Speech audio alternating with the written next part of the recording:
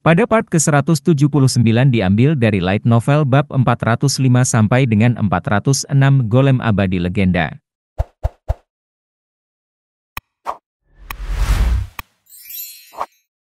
Ding! Mana yang terkumpul di telapak tangan Jin berputar menjadi bola dan mengeluarkan suara yang tajam.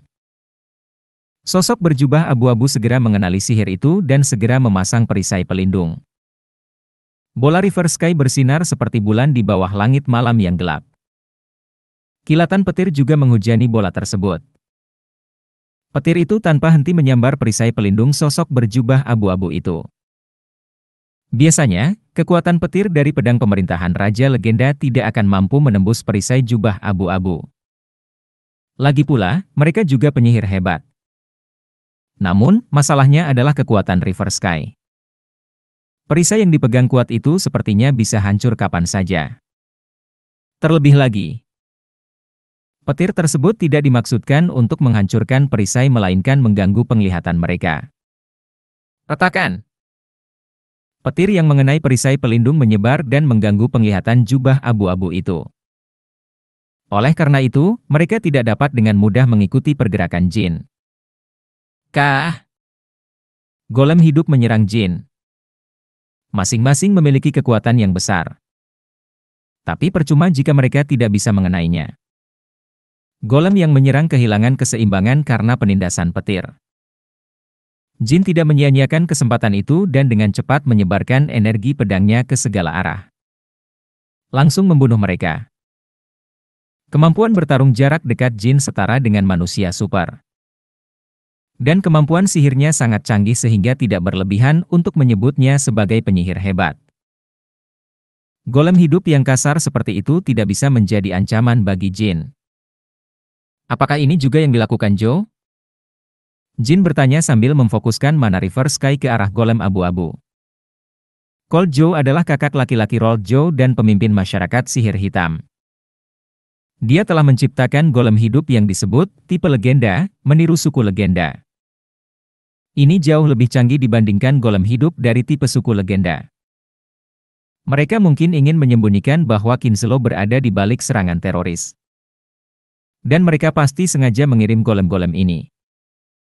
Jubah abu-abu tidak merespon tetapi memusatkan mana mereka. Ada hal lain yang membuat Jin benar-benar penasaran. Bagaimana golem hidup sebanyak itu diciptakan, dan untuk tujuan apa? Terutama karena barang-barang itu tampak seperti barang sekali pakai belaka. Golem yang hidup di dataran ini berjumlah sekitar 300.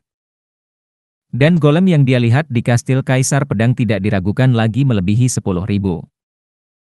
Setidaknya 10.000 manusia telah menjadi material bagi golem hidup ini. Dan ada kemungkinan besar bahwa ini belum semuanya. Seseorang membantu Kinselo mengumpulkan manusia. Mengumpulkan manusia sebanyak itu sendirian akan sulit bagi Kinselo. Artinya, ada sponsor setidaknya di tingkat negara feodal tingkat tinggi atau bahkan kerajaan. Pada masa itu, Kinselo hampir tidak bisa mengumpulkan ribuan manusia dengan dukungan kerajaan suci ketika markas besar masyarakat sihir hitam berada di Oterium. Jika memungkinkan, saya ingin menangkap mereka hidup-hidup dan mencari tahu. Tapi saya rasa mereka tidak akan memberikan informasi karena penyiksaan. Mereka mungkin punya cara untuk bunuh diri. Astaga! Dalam sekejap mata, Jin telah menembus perisai jubah abu-abu. Jubah abu-abu tidak dapat mendeteksi serangan Jin karena petir telah mengaburkan pandangan mereka. Pedangnya memantul, tapi perisainya juga hancur. Fragmen tersebar, dan Jin menyesuaikan postur tubuhnya dan mendorong Sigmund ke depan. Dia merasakan sensasi familiar dari daging dan tulang yang diiris oleh pedang. Jin telah menembus bahu penyihir paling depan, tapi penyihir lain merapal mantra serangan di belakangnya. Ada dua jenis, panah mana dan pedang es. Jin menghindari serangan mana dan memperluas energi pedangnya untuk memblokir pedang es. Pecahan es yang pecah menggores pipi Jin dan memercikkan tetesan darah. Namun pada saat itu, jubah abu-abu yang bahunya telah tertusuk menemukan kematian. Energi pedang yang membelokkan pedang es telah merobek seluruh tubuhnya. 3 tersisa. Tudung jubah abu-abu yang jatuh terkoyak saat dia menyentuh tanah. Jin pasti akan mengenali wajahnya sebagai penyihir level ini, tapi ini adalah pertama kalinya dia melihat mereka. Dia tidak bisa mengatakan apakah mereka disamarkan oleh Bouvard atau oleh penyihir yang aktif dalam bayang-bayang. Bola River Sky berputar semakin cepat. Penyihir yang melemparkan pedang es itu meludahkan darah, dan dua lainnya mulai memulihkan perisai pelindung mereka. Mereka akan terkena serangan balik mana. Sepertinya pertarungan bisa berakhir dengan mudah. Meskipun jubah abu-abu adalah penyihir hebat, mereka tidak terbiasa bertarung melawan pendekar pedang sihir seperti kebanyakan orang di dunia. Bahkan seniman bela diri terbaik pun merasa mustahil untuk mengontrol jarak dalam pertarungan jarak dekat dengan jin. Selain itu, para penyihir hanya memiliki sedikit pilihan untuk menghadapi jin. Tanpa River Sky, mereka mungkin bisa menciptakan jarak menggunakan jenis sihir yang berbeda. Tapi mereka tidak bisa menemukan kesempatan untuk menggunakan mantra yang berbeda sambil mempertahankan perisai pelindung mereka. Golem hidup terus menghalangi jin. Tapi setiap kali mereka mendekat, mereka tersapu seperti daun-daun berguguran. Brengsek! Dua jubah abu-abu yang tersisa juga menyerah pada serangan balik mana. Ketika serangan balik mana dimulai, bahkan kemampuan bertarung jin menurun drastis, belum lagi jubah abu-abunya. Kenapa kamu begitu panik? Apa kamu pikir kamu bisa menyerang kastil Kaisar Pedang hanya dengan ini? Aku pikir kamu sudah bersiap menghadapi kematian. Alasan mengapa kastil Pedang Kaisar menjadi kacau setelah serangan ini terutama karena itu adalah serangan teroris. Jubah abu-abu, monster raksasa, dan golem hidup tidaklah lemah dan bisa memberikan pukulan dahsyat ke negara kecil atau menengah hanya dengan mereka. Namun, menghadapi kastil Kaisar Pedang dalam pertarungan formal, terutama dengan Ron Hairan, adalah tugas yang mustahil. Jika bukan karena serangan teroris, bukan serangan frontal, mereka akan terbunuh oleh pedang Ron bahkan sebelum mendekati kastil Kaisar Pedang. Mereka akan menjadi mayat di tangan para ksatria Hairan tanpa Ron harus muncul. Bahkan tanpa mempertimbangkan Vermont sebagai sponsor mereka. Hairan adalah salah satu klan paling kuat di dunia. Saat Sigmund menelusuri jalurnya, lengan kanan jubah abu-abu lainnya terputus. Bilahnya tidak mencapai kepalanya hanya karena perisai pelindungnya. Tapi fakta bahwa dia akan mati tidak dapat diubah. Jin menjadi semakin santai. Sementara para penyihir terus-menerus terjebak dalam situasi putus asa. Selanjutnya, mana dari River Sky telah mencapai puncaknya. Kerutan yang terbentuk di tangan para penyihir terlihat melalui jubah abu-abu mereka. Itu adalah kejadian biasa ketika seseorang mencoba menghentikan serangan balik secara paksa. Dan jika itu berlanjut untuk beberapa saat, tubuh mereka akan berkerut, dan darah akan mengalir dari semua lubang di tubuh mereka. Wajah para penjaga beradin memucat saat mereka menyaksikan ini dari belakang. Di satu sisi, mereka merasa jauh dari tuan mereka karena harus bersaing dengan orang seperti ini. Meskipun tampaknya ada semacam persahabatan antara tuan mereka dan Jin, keduanya pada akhirnya adalah musuh bebuyutan. Jin bisa menghadapi para penyihir. Tetapi dalam situasi ini, dia mungkin berubah pikiran secara tiba-tiba dan mengarahkan pedangnya ke leher tuan mereka tanpa ragu-ragu. Faktanya, dari sudut pandang penjaga, akan lebih bermanfaat bagi Jin untuk membunuh beradin dengan dirinya sendiri. Meskipun mereka telah menerima perintah khusus dari Ron untuk menyelamatkan beradin, Jin tidak harus mengikuti mereka. Lagi pula, tidak ada saksi. Jika itu adalah Rankandel yang lain, tidak akan ada yang bisa menyelamatkan beradin. Seolah sedang membaca pikiran itu, beradin melakukan kontak mata dengan para pengawalnya. Jin bukan pria seperti itu. Santai dan tunggu. Retakan. Sekarang, jubah abu-abu itu menjerit setiap kali petir menyambar. Mereka tidak dapat menahan guncangan meskipun petir menyambar perisai pelindung mereka. Tidak perlu menggunakan pedang legenda atau teknik dewa pertempuran. Jin memimpin mereka menuju kematian hanya dengan pedang dan sihirnya. Nafas mereka menjadi tidak teratur. Dan sepertinya mereka bisa pingsan kapan saja. Jin dengan dingin menatap perisai pelindung mereka yang hancur. Sudah waktunya untuk mengakhiri ini. Namun, saat Jin mengambil langkah untuk menghabisi jubah abu-abu itu, dia ragu-ragu dan berbalik. Tiba-tiba, aura kuat dan familiar menyebar dari belakang. Astaga! Dalam sekejap, area tersebut diterangi oleh cahaya terang. Ketika Jin menoleh untuk melihat, dia melihat kastil Kaisar Pedang ditutupi ribuan sambaran petir. Itu tidak seperti tsunami petir yang disebabkan Jin di Rankandel. Tapi itu dalam skala yang tidak bisa dijelaskan bahkan oleh sihir tipe petir bintang 10. Yang lebih mencengangkan lagi adalah badai petir ini tidak dihasilkan oleh mantra sihir. Kekuatan saudaraku. Kekuatan legenda, ras prajurit paling kuat dalam sejarah. Badai listrik yang melanda kastil Kaisar Pedang jelas mirip dengan kekuatan itu. Sedikit berbeda tapi sangat mirip, bahkan Jin pun bisa saja salah. Jin tiba-tiba teringat golem tipe legenda yang masih hidup. Apakah ini berarti Cold Joe telah menyelesaikan golem Legends yang masih hidup? Bahkan jika itu lengkap. Kupikir mereka telah mengirim golem hidup gagal lainnya untuk menyembunyikan fakta bahwa Kinselo berada di balik semua ini. Jay. Di tengah perubahan situasi yang tiba-tiba, Jin mendengar tawa yang tidak menyenangkan. Itu adalah tawa dari jubah abu-abu yang sekarat.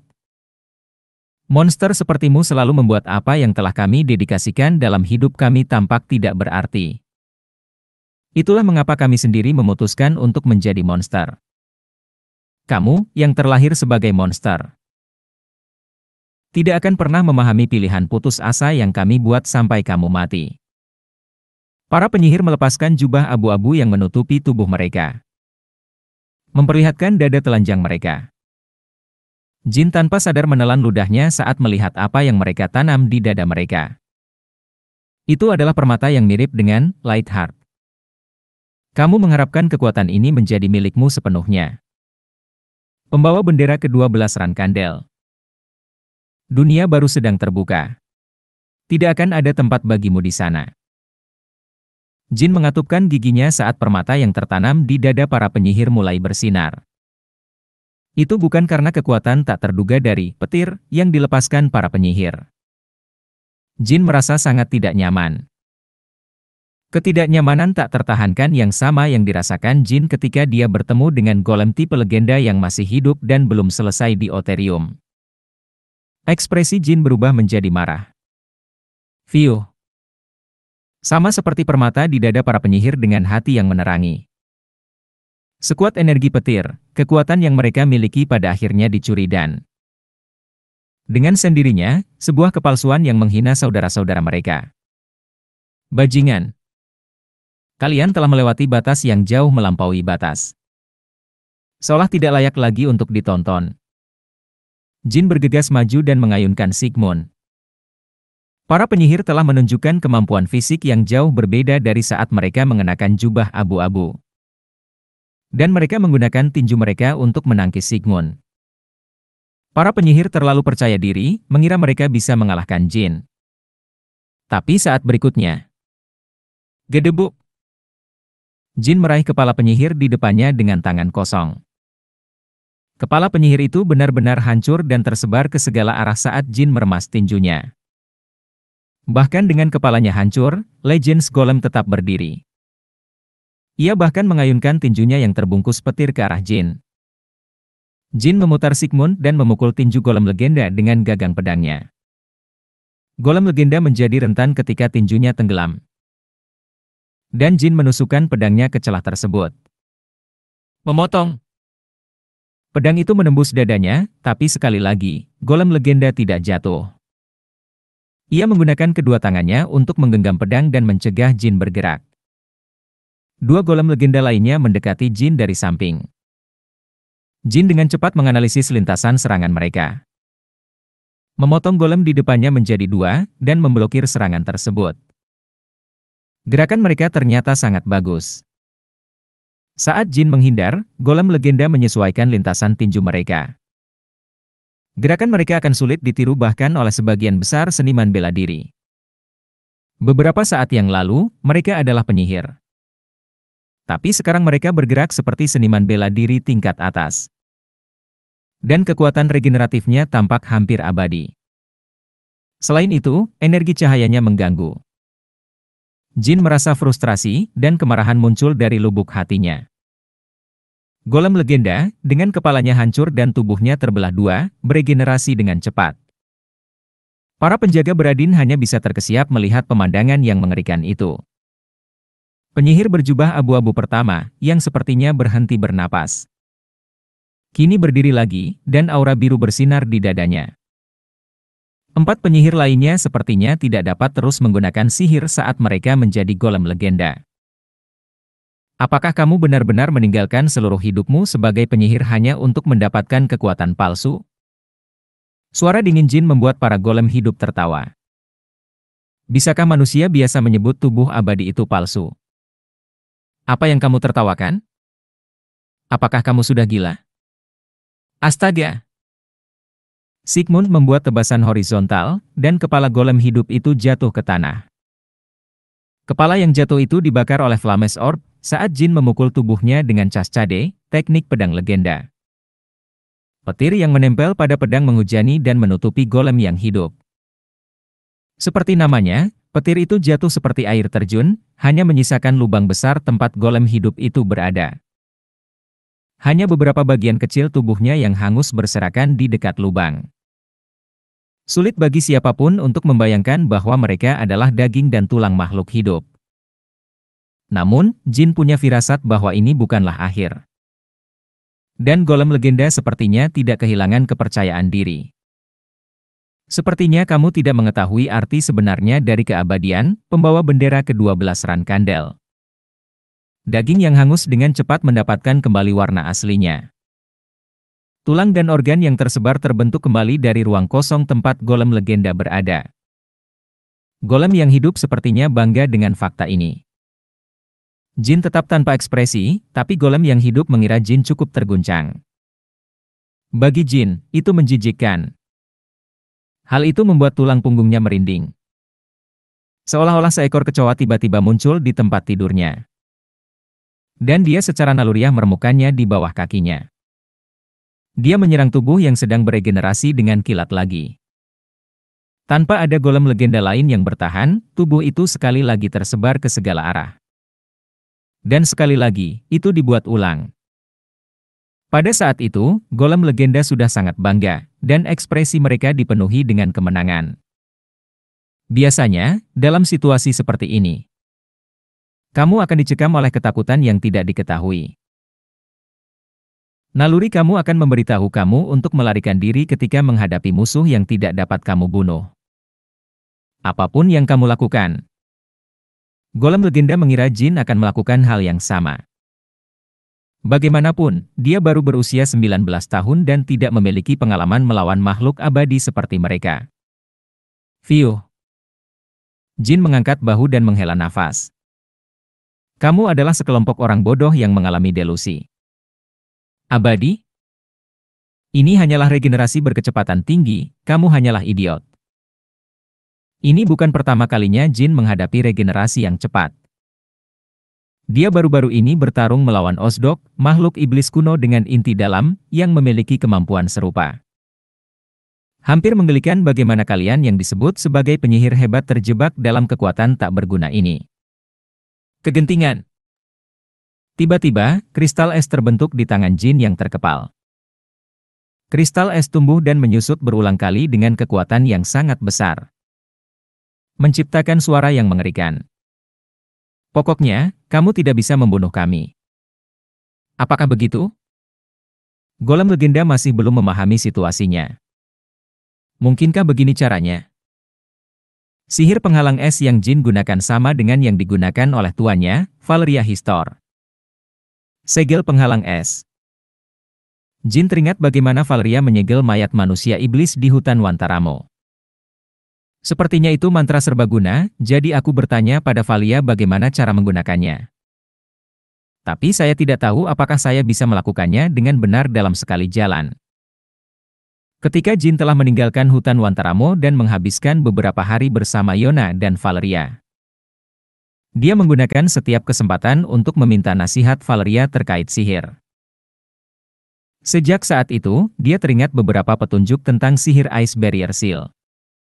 Siapapun dapat menggunakan sihir Ice Barrier Seal, tetapi untuk menyegel dan memeliharanya dengan benar, kamu perlu mengetahui cara memisahkan mana dari tubuh kamu sepenuhnya. Kamu menggunakan mana yang terpisah itu untuk membentuk semacam kunci. Bagaimana cara memisahkan mana? Itu agak rumit untuk dijelaskan. Saya memberi kamu konsep sederhana untuk dikerjakan, jadi cobalah berlatih sendiri. Penjelasan Valeria memang salah sejak awal. Di antara mantra sihir penghalang es, penyegelan dianggap sebagai mantra paling canggih. Hanya sebagian kecil penyihir yang berspesialisasi dalam sihir penghalang es yang bisa menangani segel. Terlebih lagi, mempertahankan segel sebagaimana dimaksud adalah keterampilan yang sama sekali berbeda. Segel penyihir normal hanya bertahan sampai mana mereka habis. Sejauh yang diketahui Jin, Valeria adalah penyihir paling berbakat di dunia. Dan Jin adalah satu-satunya muridnya yang diakui. Memisahkan mana dari tubuh. Tiba-tiba, dia teringat misi pertamanya sebagai taruna. Saat itu, saya memasukkan shadow energy ke dalam pedang saya ketika saya melawan Quasito Truca. Dan juga memisahkan shadow energy dari tubuh saya ketika saya kehilangan kendali. Perasaan yang mirip dengan saat itu. Jin punya perasaan itu. Kristal es yang berubah secara acak di telapak tangannya perlahan menjadi stabil. Kamu tidak akan mati. Sebaliknya, kamu akan disegel dan menjadi subjek penelitian. Segera. Jin mengulurkan tangan. Dan energi putih terpancar dari kristal es, menyelimuti Legends Golem yang sedang beregenerasi. Retakan! Golem legenda langsung membeku dan berhenti beregenerasi. Namun, bagian yang mengerikan adalah jantung golem legenda, yang terbungkus dalam es, terus berdetak. Menggunakan mana yang terpisah dari tubuhnya. Jin menerapkan lapisan sihir lain untuk mempertahankan segelnya. Jin merasa mana yang dimilikinya tidak lagi habis. Yang berarti mantra sihir telah berhasil diucapkan. Ini berhasil pada percobaan pertama. Di kehidupanku yang lalu, aku belum pernah berhasil sebaik ini, bahkan ketika belajar dari guruku. Namun, masih ada mayat lain yang harus disegel. Saat tubuh golem legenda jatuh ke tanah, golem legenda yang tersisa kehilangan ekspresi kemenangannya. Sepertinya kamu tidak memahami definisi keabadian. Kamu hanya menyangkal dirimu sendiri karena kamu tidak lagi memiliki keinginan untuk mencapai sesuatu yang lebih. Dan apakah kecakapan bertarung benar-benar menjadi kriteria untuk menentukan nilai kehidupan? Jika kamu berpikir bahwa keabadian berarti kamu dapat meregenerasi tubuhmu tanpa batas, itu karena duniamu tidak lebih dari itu. Manusia seperti saya cenderung mengingkari apa yang telah kita capai dalam hidup kita. Jin berkata sambil terkekeh. Pokoknya, mana milikmu tidak akan terbatas. Kamu tidak bisa mempertahankan segel itu selamanya. Kamu masih salah. Itu bisa dipertahankan. Aku tidak perlu melakukan apapun. Aku akan memotongnya menjadi beberapa bagian dan menyegelnya. Lalu, aku akan menyerahkannya kepada peneliti penyihir. Sejak saat itu, mereka akan mempertahankan segel barunya. Dalam sekejap, golem legenda merasakan keabadian mereka hilang. Seperti yang dijelaskan Jin. Setelah ditempatkan di laboratorium penelitian penyihir, ketidakmampuan untuk mati sesuai keinginan menjadi kutukan yang pahit. Salah satu golem legenda yang sangat takut dengan kenyataan ini adalah orang pertama yang berbalik dan mulai berlari. Mereka berusaha melarikan diri. Menurutmu kemana kamu akan pergi? Semburan energi dari pedang Jin menembus kedua kakinya. Meskipun regenerasi mereka cepat, mereka tidak dapat memulihkan hati dan tubuh mereka yang dipenuhi rasa takut. Kaki mereka yang telah beregenerasi menolak bergerak karena takut.